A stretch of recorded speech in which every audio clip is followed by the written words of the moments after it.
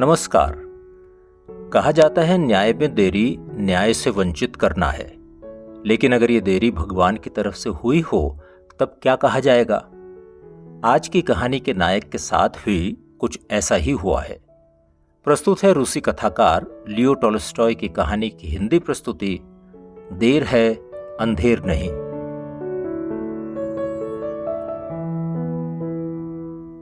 Vladimir शहर में Ivan Dmitrich ऑक्सियोनोव नाम का एक छोटा कारोबारी रहता था।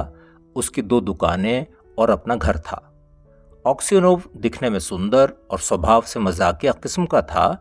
उसे गाने का भी बहुत शौक था। जब वो जवान था तब ज्यादा शराब पीने के बाद वो बहुत उत्पात मचाया करता था, लेकिन शादी के बाद उसका पीना लगभग छूट ही गया। गर्मियों में एक दिन ऑक्सियोनोव निज़नी के मेले में जाने के लिए तैयार हुआ। जैसे ही वो चलने को हुआ, उसकी पत्नी बोली, इवान, आज तुम मेले में मत जाओ, मैंने आज एक बहुत बुरा सपना देखा है। ऑक्सियोनोव ने हंसते हुए कहा, तुम्हें शायद ये डर लग रहा है कि मेले में पहुंचते ही कहीं मैं मौज मस्ती में न डूब जाऊं। उसकी पत्नी ने कहा, मुझे नहीं पता कि मेरा डर है या और कुछ, लेकिन मैंने बहुत बुरा सपना देखा है। मैंने सपने में देखा कि जब तुम वापस घर पहुंचे और तुमने अपनी टोपी उतारी तो तुम्हारे बाल काफी सफेद हो गए थे। ऑक्सियोनोव जोर से हंसा। वो बोला, यह तो अच्छा शकुन है। देखना, मैं अपना पूरा सामान मेले में बेच दूंगा और तुम्हारे लिए एक अच्छा सा उपहार लाऊंगा। इसके बाद उसने अपने परिवार से विदा ली और मेले की ओर प्रस्थान किया। यात्रा के दौरान उसे एक व्यापारी मिला जिसे वो पहले से जानता था। दोनों एक ही सराय में रात गुजारने के लिए पहुंचे। दोनों ने साथ ही खाना खाया और अगल बगल के अपने कमरे में सोने चले गए। ऑक्सियोनोव जल्दी ही सो गया ताकि भोर की ठंड में ही यात्रा पर निकल लिया जाए। भोर में ही उसने अपने गाड़ी वाले को उठाया और उसे घोड़ा गाड़ी तैयार करने के लिए कहा। वो सराय के पीछे ही रहने वाले सराय के मालिक से मिला और उसे किराए का भुगतान करके आगे की यात्रा पर चल दिया। वो लोग करीब 25 मील चलने के बाद कुछ देर के लिए रुके ताकि घोड़ों को दाना पानी दिया जा सके। ऑक्सियोनोव ने अपना गिटार निकाला और बजाने लगा। तभी वहां पर 3 घोड़ों वाली सरकारी घोड़ा गाड़ी घंटी बजाती हुई रुकी और उसमें से एक अफसर और उसके साथ 2 सिपाही बाहर निकले। वो ऑक्सियोनोव के पास पहुंचे और उससे पूछताछ करने लगे। वो जानना चाहते थे कि वो कौन है और कहां से आ रहा है। ऑक्सियोनोव ने उनकी सब बातों का जवाब दिया और फिर पूछा, क्या आप लोग मेरे साथ चाय पीना पसंद करेंगे? लेकिन अफसर उससे लगातार पूछताछ करता रहा। उसने ऑक्सियोनोव से एक साथ कई सवाल पूछ डाले। उसने कहा, तुमने कल रात कहां गुजारी थी? क्या तुम अकेले थे या तुम्हारे साथ कोई और व्यापारी भी था? क्या तुमने उस आदमी को आज सुबह देखा था? तुमने सुबह होने से पहले ही सराय क्यों छोड़ दी? ऑक्सियोनोव की समझ में नहीं आ रहा था कि उससे इतने सवाल क्यों किए जा रहे हैं। उसने सभी सवालों के जवाब दिए और कहा, आप लोग मुझसे इस तरह क्यों पूछताछ कर रहे हैं? ऐसा लगता है जैसे मैं कोई चोर या डकैत हूं। मैं अपने व्यापार के सिलसिले में कहीं जा रहा हूं, मुझसे इस तरह के सवाल पूछने का क्या मतलब है? अफसर ने दोनों सिपाहियों को बुला लिया और फिर ऑक्सियोनोव से कहा, मैं इस जिले का पुलिस ऑफिसर हूं। मैं तुमसे ये सवाल इसलिए कर रहा हूं क्योंकि तुम रात को जिस व्यापारी के साथ थे उसका किसी ने कत्ल कर दिया है। उसका गला काटा गया है। हमें तुम्हारे सामान की तलाशी लेनी है। उसके बाद दोनों सिपाहियों ने अपने अफसर के साथ मिलकर ऑक्सियोनोव के सामान को खोला और उसकी जांच पड़ताल शुरू कर दी। अचानक से अफसर को एक थैले में एक चाकू मिला। वो बोला, ये किसका चाकू है? ऑक्सियोनोव ने देखा कि अफसर ने उसके थैले से जो चाकू निकाला था उस पर खून लगा हुआ था। चाकू देखकर डर के मारे उसकी हालत खराब हो गई। अफसर ने पूछा, इस चाकू पर यह खून कैसे लगा हुआ है? ऑक्सियोनोव ने जवाब देना चाहा, लेकिन उसके मुंह से आवाज ही नहीं निकली। बड़ी मुश्किल से वो बोला, मैं नहीं जानता, ये मेरा नहीं है। यह सुनकर पुलिस के अफसर ने कहा, आज सुबह वो व्यापारी अपने बिस्तर में मरा हुआ पाया गया। उसका गला चाकू से ही काटा गया था। तुम ही वो आदमी हो जिसके ऊपर कत्ल का पूरा शक जाता है। उस पूरे मकान में तुम्हारे अलावा और कोई था ही नहीं। तुम्हारे थैले से हत्या में इस्तेमाल किया गया हथियार भी बरामद हो गया है। तुम्हारा चेहरा और तुम्हारे हाव भाव बता रहे हैं कि तुमने ही कत्ल किया है। सच सच बताओ, तुमने उसे कैसे मारा और कितना धन तुमने चुराया? ऑक्सियोनोव कसमें खाने लगा कि उसने रात को खाना खाने के बाद उस व्यापारी को देखा तक नहीं। उसने ये भी कहा कि उसके पास जो 8,000 रूबल हैं वो उसके अपने हैं और ये चाकू भी उसका नहीं है। लेकिन उसकी आवाज कमजोर पड़ गई थी और चेहरा पीला। वो डर के मारे बुरी तरह कांप रहा था। उसे देखकर ही ऐसा लग रहा था जैसे उसने ही ये अपराध किया था। पुलिस के अधिकारी ने सिपाहियों को आदेश दिया कि वो ऑक्सियोनोव को रस्सी से बांधकर गाड़ी में डाल दे। जैसे ही उसके पैर बांधकर उसे गाड़ी में डाला गया, वो रोने लगा। उसका धन और उसका सामान जब्त कर लिया गया। उसे पास ही की एक जेल में बंद कर दिया गया। व्लादिमीर से उसके चरित्र के बारे में जानकारियां इकट्ठी की गईं। वहां के लोगों और व्यापारियों ने बताया कि पहले वो शराब पीता था, लेकिन काफी दिनों से उसने ये सब छोड़ दिया था और अब वो अच्छा व्यक्ति बन गया था। मुकदमा शुरू हुआ और अदालत ने अपने निर्णय में कहा कि ऑक्सियोनोव ने ही रियाजान के व्यापारी की हत्या की और उसके 20,000 रूबल भी चुरा लिए। उसकी पत्नी का रो रो कर बुरा हाल था। उसे इन सब बातों पर विश्वास ही नहीं हो रहा था। उसके बच्चे अभी बहुत छोटे थे। एक तो अभी मां का ही दूध पी रहा था। अपने सब बच्चों को लेकर वो उस शहर में पहुंची जहां उसके पति को जेल में रखा गया था। शुरू में तो उसे अपने पति से नहीं मिलने दिया गया, लेकिन बहुत मिन्नतें करने के बाद उसे इसकी इजाजत मिल गई। जब उसने जंजीरों में बंधे और जेल के कपड़े पहने अपने पति को देखा तो वो सकते में आ गई। जब उसे ये पता चला कि उसके पति को खतरनाक अपराधियों के बीच रखा गया है तो वो गश खाकर जमीन पर गिर पड़ी। होश में आने के बाद वो अपने बच्चों के साथ अपने पति के पास बैठी। पूरा वाकया जानने के बाद उसने पूछा कि अब क्या किया जा सकता है। ऑक्सियोनोव ने कहा, हमें जार के पास दया याचना के लिए आवेदन करना पड़ेगा। उसकी पत्नी ने बताया कि उसने आवेदन किया था, लेकिन उसे स्वीकार नहीं किया गया। ऑक्सियोनोव से कुछ भी नहीं बोला जा रहा था। हताशा से भरा वो जमीन की तरफ देख रहा था। उसकी पत्नी कुछ देर बाद बोली, मैंने तुमसे कहा था ना कि सपने में मुझे तुम्हारे काफी बाल सफेद दिखाई दिए थे। याद है ना तुम्हें? तुम्हें उस दिन यात्रा करनी ही नहीं चाहिए थी। अपने पति का हाथ पकड़कर उसने पूछा, अच्छा सच सच बताओ, क्या तुमने ही यह काम किया है? देखो, अपनी पत्नी से झूठ ना बोलना। ऑक्सियोनोव ने कातर स्वर में कहा, तो अब तुम भी मेरे ऊपर शक कर रही हो? इतना कहकर वो अपने हाथों में अपना चेहरा छिपाकर रोने लगा। उसके बाद सिपाही ने आकर बताया कि मिलने का समय समाप्त हो चुका है। ऑक्सियोनोव ने अपनी पत्नी और बच्चों को अलविदा कहा। उनके जाने के बाद ऑक्सियोनोव विचारों में डूब गया। जब उसे याद आया कि उसकी पत्नी भी उस पर शक कर रही है तो उसने मन ही मन कहा, मुझे लगता है कि भगवान के अलावा किसी और को सच्ची बात नहीं पता है। अब मैं ईश्वर के सामने ही दया की भीख मांग सकता हूं। वही मुझे सही न्याय दे सकता है। ऑक्सियोनोव ने इसके बाद दया याचना के लिए कोई अपील नहीं की। उसके लिए आशा की कोई भी किरण अब नहीं बची थी। वो अब केवल ईश्वर की ही प्रार्थना कर रहा था। उसे कोड़े मारने और कैद की सजा हुई। जब कोड़ों की मार के कारण हुए जख्म धीरे धीरे ठीक हो गए, तब उसे दूसरे अपराधियों के साथ साइबेरिया में बाकी सजा काटने के लिए भेज दिया गया। ऑक्सियोनोव 26 सालों तक साइबेरिया में रहा। उसके बाल बर्फ जैसे सफेद हो गए और चेहरे पर लंबी सफेद दाढ़ी भी उग आई। उसकी मौज मस्ती खत्म हो चुकी थी। कमर झुक गई थी और वो हल्के हल्के ही चल पाता था। वो बहुत कम बोलता था, लेकिन अक्सर ईश्वर की प्रार्थना करता हुआ देखा जाता था। जेल में ऑक्सियोनोव ने जूते बनाने का प्रशिक्षण लिया और उसे जो पैसे मिले उससे उसने संतों की जीवनी वाली एक किताब खरीदी।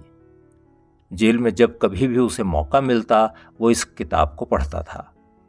उसकी आवाज़ अभी भी अच्छी थी, इसलिए वो इतवार को चर्च में जाकर संगीत मंडली के साथ भजन भी गाता था। जेल के अधिकारी भी ऑक्सियोनोव की भलमनसाहत के कारण उसे अच्छा मानते थे। उसके साथी कैदी भी उसका सम्मान करते थे। वो उसे दादा कहकर बुलाते और उसे संत मानते थे। जब भी उन्हें किसी चीज की आवश्यकता होती तो वो ऑक्सियोनोव के माध्यम से ही अपनी बात अधिकारियों तक पहुंचाते थे। कभी अगर जेल में कोई झगड़ा होता तो कैदी उसी से कहते कि वो झगड़ने वालों को समझाए और उन्हें सही रास्ता दिखाए। इन सालों में ऑक्सियोनोव को अपने परिवार की कोई भी खबर नहीं मिली। उसे तो यह भी नहीं पता था कि उसके परिवार के लोग अब जीवित भी हैं या नहीं। एक दिन जेल में कुछ नए कैदी लाए गए। शाम को पुराने कैदियों ने इन नए कैदियों को बुलाया और उनसे पूछना शुरू किया कि वो किस जगह से आए हैं और उनका अपराध क्या था।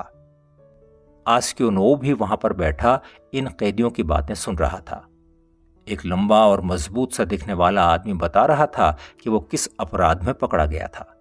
उसने कहा, दोस्तों, मैंने स्लेज में जुते एक घोड़े को चुराया था और इसी अपराध में मुझे गिरफ्तार कर लिया गया। मैंने बहुत कहा कि मैं अपने घर जल्दी पहुंचना चाहता था और घर पहुंचकर इस घोड़े को छोड़ देता, लेकिन वे मेरी एक न माने।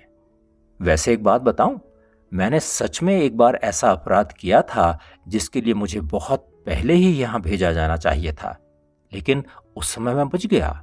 इस समय तो मुझे बिना बात के ही फंसा दिया गया। किसी ने पूछा, तुम कहाँ के रहने वाले हो? उस आदमी ने जवाब दिया, मैं व्लादिमीर का रहने वाला हूं। मेरा परिवार उसी जगह से है। मेरा नाम वैसे तो माकर है, लेकिन लोग मुझे सेम्योनिच नाम से बुलाते हैं। ऑक्सियोनोव ने अपना सिर उठाया और पूछा, भाई सेम्योनिच, एक बात बताओ, क्या तुमने ऑक्सियोनोव नाम के किसी व्यापारी के परिवार के बारे में सुना है? क्या उनमें से कोई जिंदा भी है? सेम्योनिच ने जवाब में कहा, अरे भाई, बहुत अच्छी तरह से जानता हूं। ऑक्सियोनोव अमीर लोग हैं। मैंने सुना है उनका कोई बुजुर्ग हमारी ही तरह अपराधी था और साइबेरिया में सजा काट रहा है। अच्छा दादा, आप बताओ कि आप किस अपराध में यहां सजा काट रहे हो? ऑक्सियोनोव अपने दुर्भाग्य के बारे में बात नहीं करना चाहता था। उसने गहरी सांस भरी और कहा, अपने पाप की सजा काट रहा हूं। पिछले 26 सालों से मैं यहां हूं। सेम्योनिच ने पूछा, क्या पाप किए थे दादा आपने? ऑक्सियोनोव ने कहा, अरे छोड़ो भी, शायद यही मेरी नियति थी। उसने तो कुछ नहीं कहा, लेकिन जेल के दूसरे कैदियों ने सेम्योनिच को बताया कि ऑक्सियोनोव कत्ल के झूठे इल्जाम में सजा काट रहा है।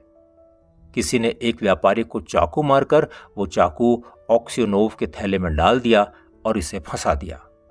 जब सेम्योनिच ने ये सब बातें सुनी तो उसने अपनी जांघ पर हाथ से जोर की थपकी दी और कहा, बहुत ही अजीब बात है, बहुत ही अजीब है। दादाजी, आपकी उम्र कितनी है? दूसरे कैदियों के ये पूछने पर कि वो इतना आश्चर्य में क्यों लग रहा है, सेम्योनिच ने कोई जवाब नहीं दिया। उसने केवल इतना कहा, ये अद्भुत संयोग है कि हम यहां मिल रहे हैं। उसकी ये बात सुनकर ऑक्सियोनोव के मन में ये शंका उठी कि शायद सेम्योनिच असली कातिल को पहचानता है। उसने सेम्योनिच से कहा, शायद तुमने इस कत्ल के बारे में सुना हो। क्या तुमने मुझे पहले कहीं देखा है? सेम्योनिच ने इस पर कहा, मैं इस कत्ल के बारे में कैसे सुनता? दुनिया में 50 तरह की अफवाहें फैलती हैं, और फिर ये बात बहुत पहले की भी तो है। मैं तो सब कुछ भूल चुका हूं।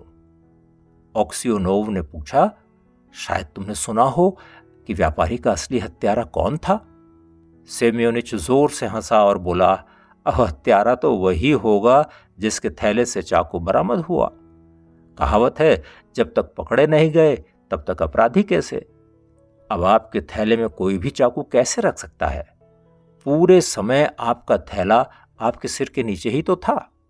अगर कोई ऐसा करता तो आप तो नींद से जाग ही जाते। जब ऑक्सियोनोव ने सेम्योनिच की ये बातें सुनी तो उसे लगा कि इसने ही असल में उस व्यापारी की हत्या की थी। वो वहां से उठा और चला गया। उस पूरी रात ऑक्सियोनोव को नींद नहीं आई। वो बहुत दुखी था और उसके दिमाग में कई बातें चल रही थीं। उसे अपनी पत्नी का चेहरा दिखाई दिया, वो उसके बोलने और हंसने की आवाज सुन रहा था। फिर उसे अपने बच्चे दिखाई दिए। सराय का वो दृश्य भी उसे दिखाई दिया जब वो गिटार बजा रहा था। उसके दिमाग में वो दृश्य भी ताजा हो गया जब उसके कोड़े लगाए गए थे। उसके मन में कैद के 26 साल एक के बाद एक दिखाई दे रहे थे। उसकी इच्छा हो रही थी कि वो उठे और आत्महत्या कर ले। वो मन ही मन सोच रहा था कि उसका पूरा जीवन नरक बन गया और सेम्योनिच नाम का ये अपराधी मजे में घूमता रहा। ऑक्स्योनोव के मन में बदले की आग बहुत तेजी से भड़कने लगी। वो सोच रहा था कि चाहे मेरी जान ही क्यों न चली जाए, मैं इस अपराधी को नहीं छोड़ूंगा। वो रात को लगातार प्रार्थना करता रहा, लेकिन उसके मन को शांति नहीं मिली। दिन के समय ना तो वो सेम्योनिच के पास गया और ना ही उसने उसकी तरफ देखा। इसी तरह 15 दिन बीत गए। ऑक्स्योनोव की रातों की नींद गायब थी और उसकी समझ में नहीं आ रहा था कि वो क्या करे। एक रात ऑक्स्योनोव जेल में कहीं जा रहा था, तभी उसकी निगाह एक अजीब सी चीज पर पड़ी।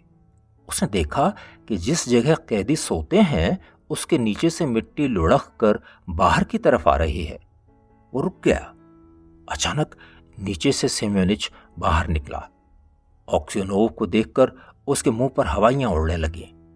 ऑक्स्योनोव उसकी तरफ देखे बिना आगे चला जाना चाहता था, लेकिन तभी सेम्योनिच ने उसका हाथ पकड़ लिया। सेम्योनिच ने उसे बताया कि उसने दीवार के नीचे एक सुरंग बना दी है। इसकी मिट्टी वो अपने बूट में भरकर रोज सड़क के पास फेंक आता है। उसने कहा, बुजुर्गवार, एकदम चुप रहना। अगर मेरा साथ दोगे तो हम दोनों ही बाहर निकल जाएंगे। अगर तुमने कुछ भी कहा तो वो कोड़े मार मार कर मेरी हालत खराब कर देंगे, लेकिन ऐसा होने से पहले ही मैं तुम्हें जान से मार दूंगा। ऑक्स्योनोव गुस्से से कांपने लगा, लेकिन उसने अपना हाथ बढ़ाते हुए कहा, मेरा इस जेल से भागने का कोई इरादा नहीं है। तुम्हें मेरी हत्या करने की भी जरूरत नहीं है, वो तुम बहुत पहले ही कर चुके हो। जहां तक तुम्हारी शिकायत करने की बात है, वो मैं ईश्वर के दिखाए रास्ते के हिसाब से ही करूंगा। अगले दिन जब कैदी काम पर जा रहे थे, तब सिपाहियों ने देखा कि किसी कैदी ने अपने जूतों से मिट्टी निकालकर सड़क के किनारे फेंकी है। जेल की जांच की गई तो सुरंग का पता चल गया। जेलर ने सभी कैदियों से बात की और यह जानना चाहा कि यह हरकत किसकी थी। सबने जानकारी न होने की बात कही। कैदी जानते थे कि अगर उन्होंने सेम्योनिच का नाम बता दिया तो उस पर जबरदस्त कोड़े बरसाए जाएंगे। आखिर में जेलर ने ऑक्स्योनोव को बुलाया। जेलर जानता था कि वो एक ईमानदार आदमी है। उसने पूछा, तुम ईमानदार और भगवान को मानने वाले इंसान हो, सच सच बताओ कि सुरंग किसने खोदी? कुछ देर तक ऑक्स्योनोव के होंठ कांपते रहे और वो कुछ बोल ना पाया। उसने सोचा, जिस आदमी ने मेरा जीवन बर्बाद कर दिया, मैं उसे क्यों बचाऊं? उसे उसके कर्मों का फल भुगतने दो। लेकिन अगर मैंने उसके बारे में बता दिया तो जेलर कोड़े मार मार कर उसके प्राण ले लेगा, और सबसे बड़ी बात तो यह है कि सबसे मेरा क्या भला होगा? जेलर ने एक बार फिर ऑक्स्योनोव से पूछा। ऑक्स्योनोव ने जवाब दिया, मैं कुछ नहीं कह सकता श्रीमान जी। प्रभु की यही इच्छा है कि मैं इस संबंध में कुछ ना कहूं। मैं आपके हाथों में हूं, जो चाहे आप मेरे साथ कर सकते हैं। जेलर ने उससे बहुत पूछने की कोशिश की, लेकिन उसने कोई जवाब नहीं दिया। आखिर इस मामले को यहीं पर छोड़ दिया गया। उस रात ऑक्स्योनोव सोने की कोशिश कर रहा था तो उसे ऐसा लगा कि कोई उसके बिस्तर के पास आया। उसने देखा कि यह सेम्योनिच था। उसने सेम्योनिच से कहा, अब तुम क्या चाहते हो? यहां से चले जाओ, नहीं तो मैं गार्ड को बुला लूंगा। माकर सेम्योनिच कुछ देर चुप रहा और फिर उसने कहा, मुझे माफ कर दो ऑक्स्योनोव, मैंने ही उस रात व्यापारी की हत्या की थी। उसके बाद मैंने वो चाकू तुम्हारे सामान के साथ रख दिया था और खिड़की से कूदकर भाग गया। मुझे माफ कर दो इवान दिमित्रिच ऑक्स्योनोव, मैं अपना अपराध स्वीकार कर लूंगा। तुम्हें जेल से रिहा कर दिया जाएगा, तुम अपने घर जा पाओगे।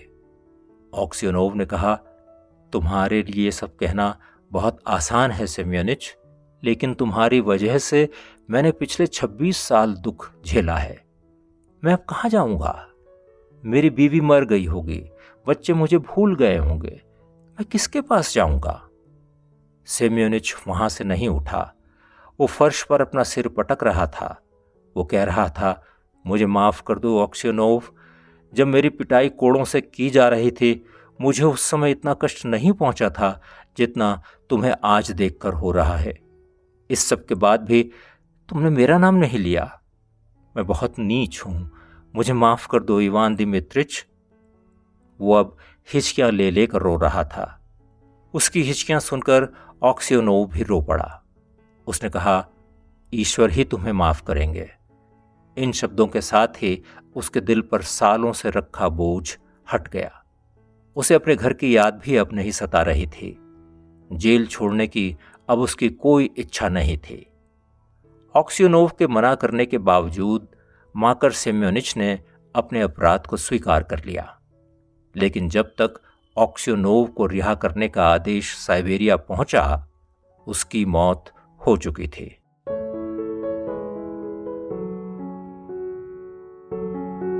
देर है अंधेर नहीं। अभी आप लियो टॉल्स्टॉय की रूसी कहानी की ये हिंदी प्रस्तुति सुन रहे थे। कहानी और लेखक के बारे में अन्य जानकारी आपको डिस्क्रिप्शन में मिल जाएगी। अपनी राय हमें लिखें और इस तरह की कहानियां सुनने के लिए हमारे चैनल को सब्सक्राइब भी करें। मिलते हैं एक और नई कहानी के साथ। नमस्कार।